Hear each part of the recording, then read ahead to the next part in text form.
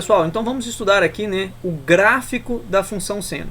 O gráfico da função seno ela vai se chamar senoide, certinho? Então, toda vez que nós falarmos de uma senoide, eu estou falando do gráfico da função seno, beleza?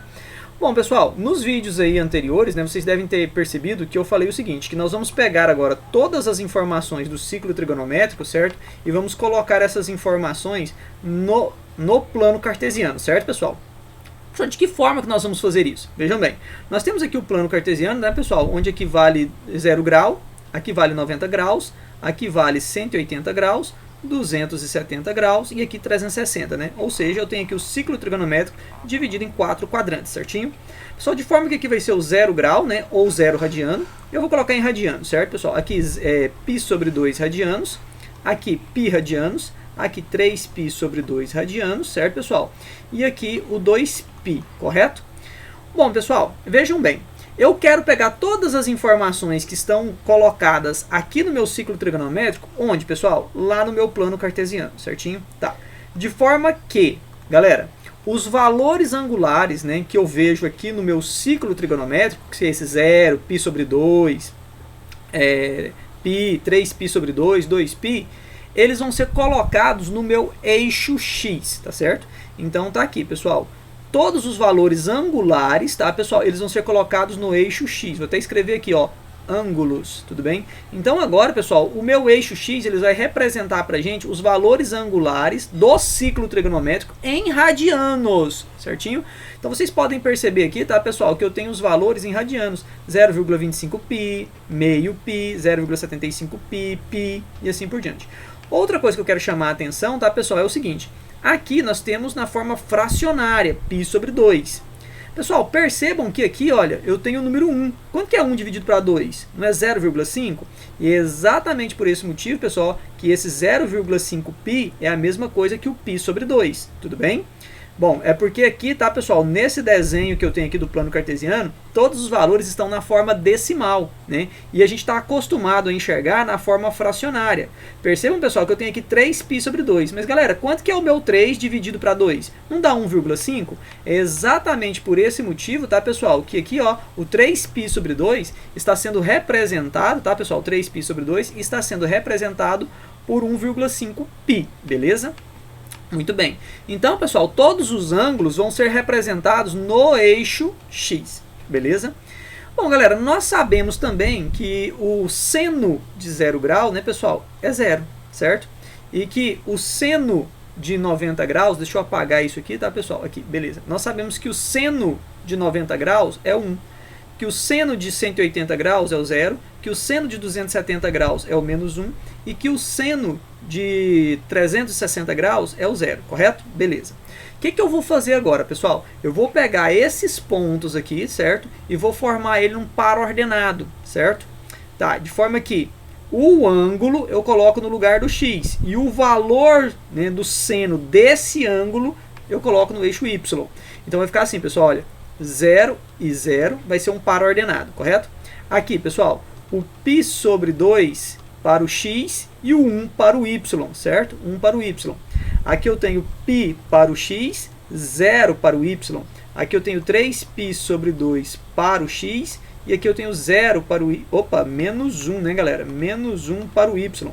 E aqui eu tenho, então, o 2π para o x e eu tenho aqui o 0 para o y. Pessoal, mais uma vez, isso aqui para a gente representa o par ordenado XY do plano cartesiano, onde x é o ângulo e o y é o valor do seno deste ângulo, tá certo, pessoal? Então vejam, tá, pessoal, que o x, o que é o x para a gente? Ele é o ângulo, certinho? E o que é o y para a gente, galera? É o seno desse ângulo, certinho? Muito bem, pessoal. Então vamos colocar essas informações agora lá no plano cartesiano. Bom, pessoal, percebam o seguinte, que eu tenho ali o ponto 0 e 0, que é esse ponto, tá? Eu tenho ali o ponto π sobre 2 e 1, né, pessoal? Π sobre 2 e 1 vai ser esse ponto.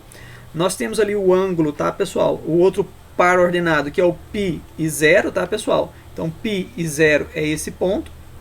Nós temos ali o outro par ordenado, que é o 3π sobre 2 e o menos 1, tá, pessoal? 3π sobre 2 e menos 1.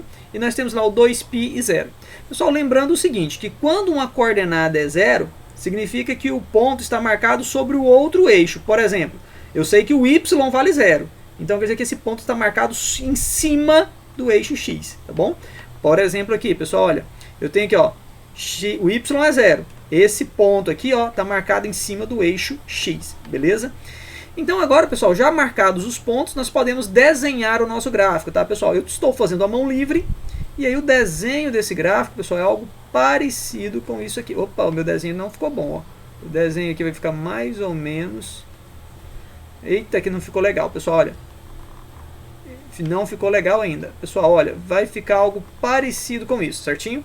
Pessoal, esse aqui é o gráfico da função seno, e nós chamamos ele de senoide, tudo bem? Então... esse é o gráfico. Ele parece, né, que tem uma concavidade para baixo junto com a concavidade para cima. Né? Pensando lá em funções de segundo grau, parece uma concavidade, mas não é a parábola, tá, pessoal? Ok? É só isso aqui. Bom, pessoal, uma coisa importante que você tem que entender aqui é o seguinte, tá, pessoal? Se você parar para prestar atenção, tá, pessoal? Bem aqui, tá, pessoal? Eu tenho o primeiro quadrante, correto? Aqui eu tenho o segundo quadrante. E a partir desse ponto aqui, né, pessoal? Olha, esse aqui é o terceiro quadrante, certo? E aqui é o quarto quadrante. Pessoal, vejam que dá para a gente poder enxergar a circunferência trigonométrica aqui no plano cartesiano. Eu tenho o primeiro, tenho o segundo, tenho o terceiro e o quarto quadrante, certinho? Só que agora, pessoal, vejam, lá no estudo da circunferência trigonométrica, eu sei que o primeiro e o segundo quadrante são positivos e aqui o terceiro e o quarto são negativos, não é isso? Professor, como é que eu enxergo isso agora no plano cartesiano? Vejam que agora eu estou falando de função, certo? E para a gente saber os sinais de uma função, a gente observa tudo no eixo y. Percebam o seguinte, pessoal, que esse primeiro e segundo quadrante, se você jogar lá no eixo y, você está indo para a parte positiva do eixo y. Concorda que você está indo para a parte positiva do eixo y? Então percebam que o primeiro e o segundo quadrantes, né, são sinais positivos. Se você prestar atenção aqui agora, tá, pessoal? O segundo, tá, pessoal? Aliás, o terceiro e o quarto quadrantes, eles não são negativos? Então perceba que se você jogar esse terceiro e quarto quadrantes lá no eixo y, nós estamos do lado negativo do eixo y, né? Função, a gente só olha sinais da função observando, né, no eixo y, certinho? Ah, professor, quer dizer então que agora eu só olhar aqui para onde está o gráfico eu consigo ver o valor positivo e negativo lá no eixo y? Exatamente, certo, pessoal? Ok? Outra coisa importante aqui, tá, galera, é o seguinte... Percebam, tá, que a função, né, ela continua sendo, olha só, galera, no primeiro quadrante agora ficou fácil de perceber que a função ela cresce, tudo bem? Ela cresce. No segundo quadrante ela decresce. Percebam que no terceiro quadrante ela continua decrescendo. E aí lá quando começa o quarto quadrante, tá, pessoal? É que nós vamos ter aqui então novamente a função crescendo. Percebam, pessoal, que o valor máximo é o número 1. Percebam que o valor mínimo, tá, pessoal, é o menos 1. Pessoal, então vejam que agora a gente transportou, né, todas as informações do ciclo trigonométrico para o plano cartesiano.